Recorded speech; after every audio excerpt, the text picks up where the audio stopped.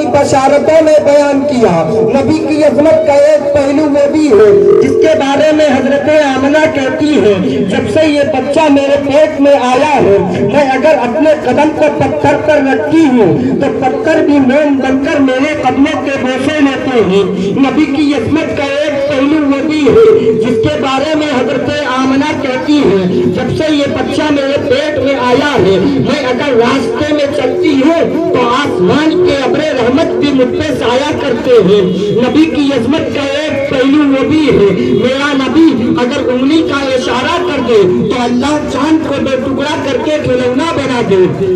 نبی کی عظمت کا ایک پہلو وہ بھی ہے میرا نبی اگر انگلی کا اشارہ کر دے تو اللہ ٹوٹے سورج کو پلٹا کر نماز کا وقت لہرا دے۔ اسی لیے تو اعلیٰ حضرت عظیم البرکت امام احمد رضا پکار پڑے سورج الٹے پاؤں پلٹے چاند اشارے سے اوچار اندھے نشتی دیکھ لے قدرت رسول اللہ کی۔ سبحان اللہ، نعرہ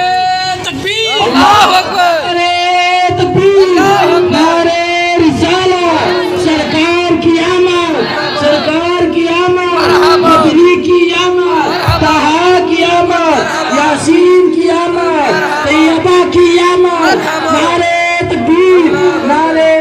نبی کی عظمت کا ایک پہلو وہ بھی ہے اگر میرے نبی کا دست مبارک بیمار بکری پر لگ جائے تو اللہ اس بیمار بکری کو شفایاب کر کے پھلوں کو دودھ سے لبریز کر دے۔ نبی کی عظمت کا ایک پہلو وہ بھی ہے میرے نبی کا دست مبارک اگر دودھ کے پیالے میں لگ جائے تو 70 صحابہ دودھ پی لے مگر دودھ پھر بھی بچ جائے۔ نبی کی عظمت کا ایک پہلو وہ بھی ہے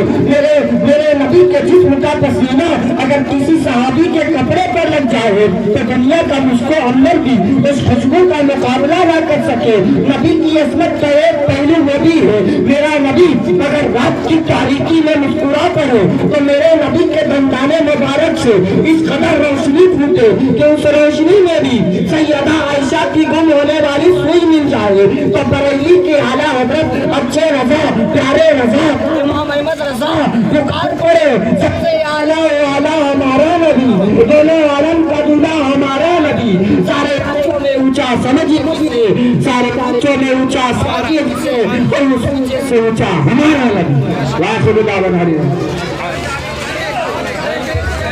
نعرہ تکبیر، نعرہ رسالت۔